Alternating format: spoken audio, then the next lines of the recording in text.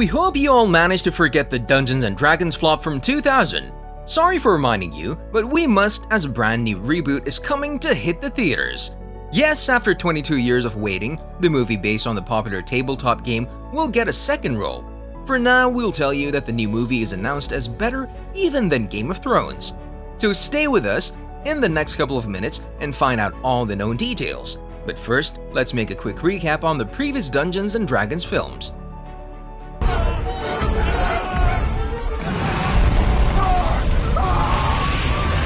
For those who don't know, the Dungeons & Dragons movie is based on the table role-playing game, which in 1974 was originally designed by Gary Gygax and Dave Arneson. This popular game had 10 publications, and the last one came in 2014. During the COVID-19 pandemic, the game has been completely revived, and the sales have increased by about 30%. Despite there being some talented actors and stars in the cast crew of the Dungeons & Dragons movie from 2000, the movie experienced a total disaster. Jeremy Irons, Justin Whalen, and Marlon Wayans weren't enough to bring a better rating to the movie.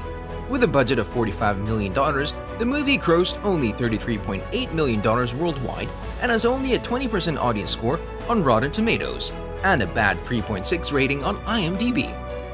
And can you believe it? Something like this had 2 sequels in the past years? The first one came in 2005 and it was called Dungeons & Dragons: Wrath of the Dragon God. Such a big name and such a small gross, only $1.7 million. Then another one came in 2013, Dungeons & Dragons: The Book of Vile Darkness, about which there isn't even information. You'll agree that actors of this caliber don't deserve so many bad comments, but it wasn't up to them. The whole project was a total failure. You know how much we could get for one of these?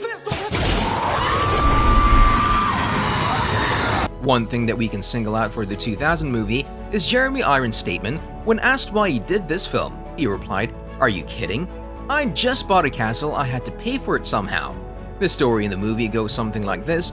Wizards use their magic to rule the land in the kingdom of Izmir.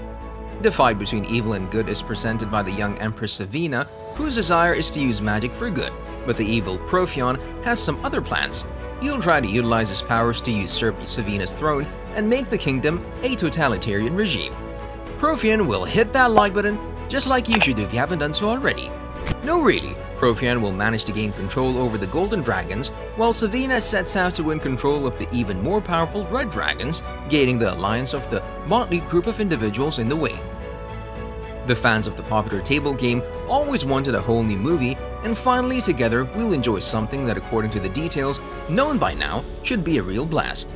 We'll tell you why the new D&D is one of the most anticipated movies. Let's first jump to the release date.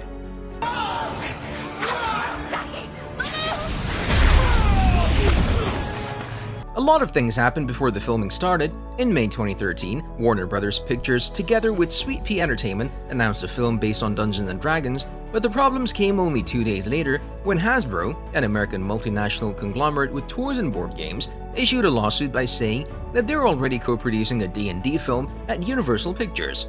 Finally, the trial between the two sides ended with an agreement for the Warner Bros. Film to be set for pre-production with Hasbro. Then in 2017, the film was moved by Hasbro to Paramount Pictures, and initially it was scheduled for a release date of July 2021, but it didn't happen. Now finally, after years of delays, a new Dungeons & Dragons movie has a release date, a full title, and a trailer. The movie reboot is called Dungeons & Dragons: Honor Among Thieves, and for the fans of the classic tabletop role-playing game, or the fans of fantasy in general, this has been a great summer so far. There has been a great deal of information, fun, as well as interactive events relating to the movie that was shown at the San Diego Comic-Con event. The filming for the movie began in early April 2021 with a crew of 60 to 70 people in Iceland, and 4 months after that, in August, it was announced that the filming had been completed. So if everything goes as planned, the movie will be theatrically released on March 3rd, 2023. Now let's see who's in the new cast crew. Get them! This ain't the time for romance! What are you doing? Come on, come on! The movie will see some of the biggest names in Hollywood, so it'll surely give the beloved game the second life it deserves. We're sure that many female fans of D&D will be glad to hear that one of the best-looking actors, Chris Pine, will play the leading role. Another big name is Michelle Rodriguez, who is a barbarian girl named Holga. Not many words are needed when you have this duo in the group of actors. Many were surprised when they saw the name of Hugh Grant in the cast, not because he plays a role, but because he plays the main antagonist in the story. He's an aristocratic rogue named Forge Fletcher, and this is a whole different from his role as a charming man in Bridget Jones' Diary. Simon Bassett from Bridgerton or Regé-Jean Page would like you to smash that subscribe button and hit that notification bell below the video. No really, Page plays a paladin named Zenk, and another familiar name is Sophia Lillis, who is playing a druid named Doric. Let's see if there are any information about how the story will go in Dungeons & Dragons: Honor Among Thieves.